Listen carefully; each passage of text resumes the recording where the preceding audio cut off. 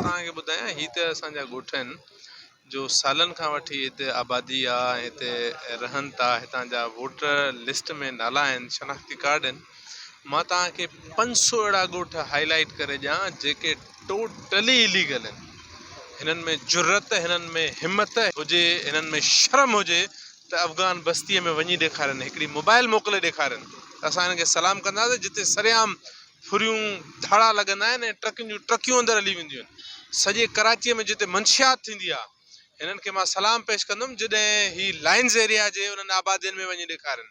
पर जेको वोट हिननि खे ॾिए थो, हे असां हज़रत अली इस्लाम जो कौल आहे न त जंहिं डिॼो हुनजे शिर खां जंहिंते तव्हां एहसान कयो। हे सिंधियुनि जे वोटनि ते अॼु हुकूमत आहे। पीपल्स पार्टीअ जी सिंध में जेकॾहिं हुकूमत आहे त हिननि खे को लतीफ़ाबाद या को हिते कराचीअ में को लालू खेत मां वोट न मिलिया। जेकॾहिं वोट मिलिया हूंदनि त हिनखे सचल ॻोठ में मिलिया हूंदा। जेकॾहिं वोट मिलिया हूंदा त जेके सिंधी आबादियूं आहिनि उन्हनि में वोट मिलिया हूंदा। जेकॾहिं वोट मिलिया हूंदा त सॼी सिंध जे उन्हनि आबादियुनि में जिते जिते सिंधी मौजूदु आहिनि।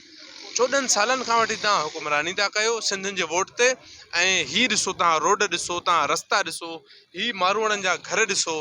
सॼी उमिरि महिनत करे पंहिंजा मज़दूरियूं करे हिननि पंहिंजो हिकिड़ो अजो ठाहियो, घरु ठाहियो, जंहिंमें पंहिंजूं नियाणियूं, जंहिंजा पंहिंजा बच्चा नंढड़ा खणी वेठा आहिनि। उन्हनि खे तव्हां तोहफ़ा था ॾियो शेलनि जी मद में, उन्हनि खे तव्हां तोहफ़ा था ॾियो पुलिस गर्दीअ जी मद में, उन्हनि खे तव्हां तोहफ़ा था ॾियो। तव्हां बजाए उन्हनि जी एजुकेशन ते ख़र्चु कयो जेको तव्हां ते फर्ज़ थो ठहे।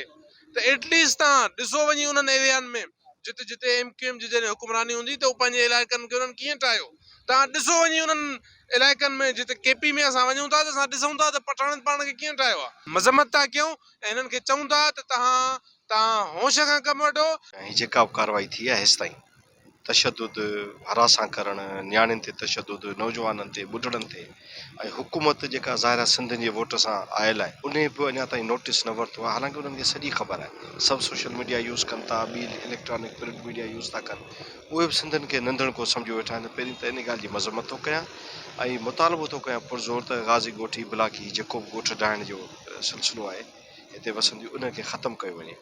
सॼी दुनिया में तव्हां ॾिसो त जिते बि लैंड जो डिस्प्यूट आहे उते हुकूमतुनि जी ज़िमेवारी आहे त हू पहिरीं अल्टरनेट प्लान ठाहींदा आहिनि, कम्यूनिटी सां नेगोशिएट कंदा आहिनि, पोइ ॻाल्हाए ऐं उन खां पोइ कम्यूनिटीज़ खे एडजस्ट कंदा आहिनि या कंपनसेट कंदा आहिनि। अगरि कम्यूनिटी वटि सभु क़ानूनी कागज़ात, सभु कार्रवायूं पूरियूं आहिनि त उन्हनि खे उते ई उन्हनि जी रिहेबिलिटेशन, रीसेटलमेंट जो प्लान कंदा आहिनि।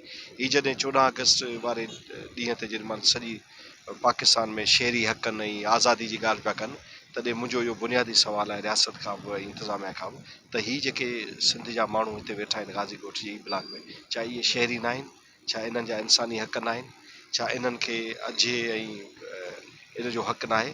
तव्हां सम्झा थो हुकूमत खे नोटिस वठणु घुरिजे। ऐं गॾोगॾु वरी अपील कंदुसि त हुकूमत जे वेझा जेके साथी आहिनि, तनज़ीमूं आहिनि, ह्यूमन राइट्स वारियूं, राइटर आहिनि, अदीब आहिनि, दानिश्वर आहिनि, उन्हनि खे अपील आहे त महिरबानी करे हिन में जल्दी जल्दी लॉबिंग करे हिन मसइले खे जेतिरो जल्दी रिज़ॉल्व करे सघनि उहो बहितरु थींदो। छाकाणि त हीअ माण्हू पुरमन आहिनि, वेठा आहिनि, सॼी दुनिया ॾिठो हेतिरा ॾींहं जेको तशदुद थियो, हेतिरा ॾींहं जेतिरो उन्हनि जे मथां हुलाऊं थियूं, जीअं पुलिस ईअं पिए लॻो त को यमन में या को फ़लस्तीन में कैंपुनि में पिया ॾिसूं ऐं को इसराइली हमला लॻा पिया आहिनि, त उन जी मज़म्मत कंदे वरी घुर थो कयां त हिनखे रिज़ॉल्व कयो वञे। To watch more videos, please subscribe to our YouTube channel and click the bell icon.